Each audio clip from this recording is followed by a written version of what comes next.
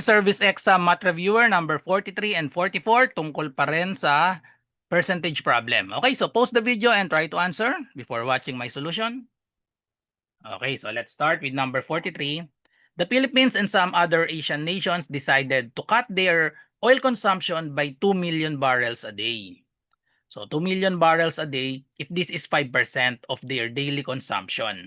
So doon pa lang pwede na tayong gumawa ng equation natin. How many barrels are consumed by these countries in one day? So ang sabi, pag inanalyze nating mabuti, ika-cut down ng 2 million. 2 million barrels a day. Tapos, yung 2 million barrels a day daw ay 5%. 5% of their daily oil consumption. So how many barrels are consumed by these countries in one day? Pwede nating mag-let ng X. X, ito yung daily consumption in million. Ano? So daily oil consumption. Okay? So daily oil consumption ng X, tapos gawa na natin ng equation. Ang sabi, ang 5% daw, 5% nung daily oil consumption, so 5% of X, 5% times X equals daw sa 2 million. 2 million. Okay? So, pwedeng hindi na natin ilagay itong M. Automatic na yan. Yan ay 2 million. Okay? So, therefore, solve na lang natin itong X. So, to solve for X, all we have to do is divide both by 5%. Or pwede i-convert muna natin ito sa, convert natin sa percent or sa decimal. 5%, that is 0.05. 0.05x is equal to 2 million. Then, to solve for x, divide both sides by 0.05. So, divide both sides by 0.05. Paano ba tayo nagdi-divide ng decimal? Pag nagdi-divide ng decimal, kailangan yung divisor ay whole number. So, move lang natin ito ng dalawa. Move natin ito ng dalawa. Nandito yung decimal point niya sa dulo. So, dagdagan natin ng dalawang zero. So, therefore, magkakaroon tayo ng 200 divided by 5. This is in million. 200 over 5 million. So, eksakto na siya. 200, datingin natin sa 5. That is equal to 40. 40 million. So, therefore, the answer is letter C, 40 million. So, next number, number 44. So, i-analyze natin mabuti itong number 44. Of 850 employees who applied for a scholarship program, total ay 850. 800 met the minimum requirements. So, yung 50 hindi naka-met ng minimum requirements yon. 15% of them failed to take the written examination. Dito sa 800, 15% failed to take the written examination.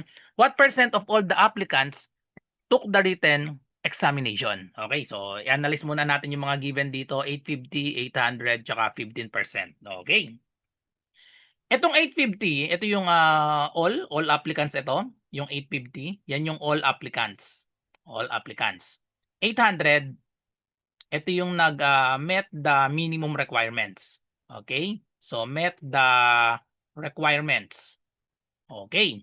And then 15. 15% of them failed to take the written examination. 15% or 15% in decimal, that is 0.15. Okay? 0.15 failed.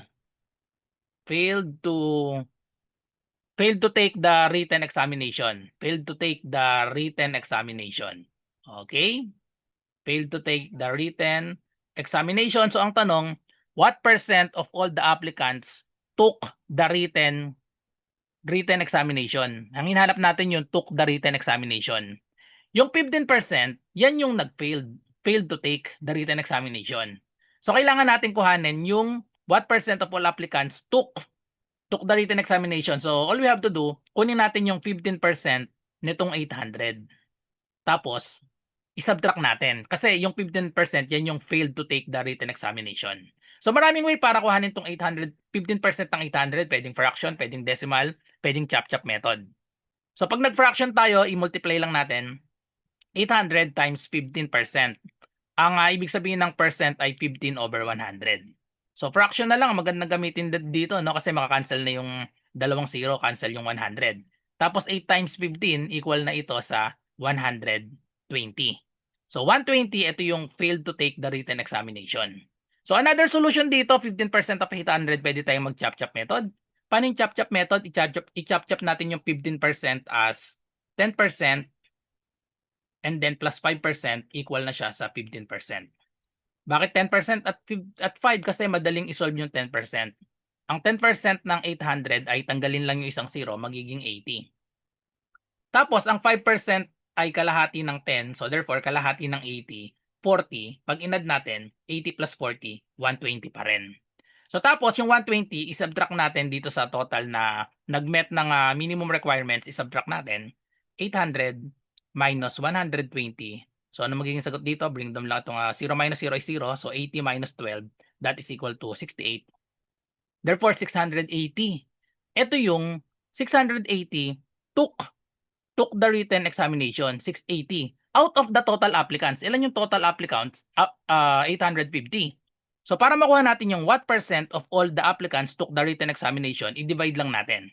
Divide natin yung 680, divide natin sa total na 850. Okay, so divide lang natin manually. Pwede mo nang nating i-cancel yung tigisang 0.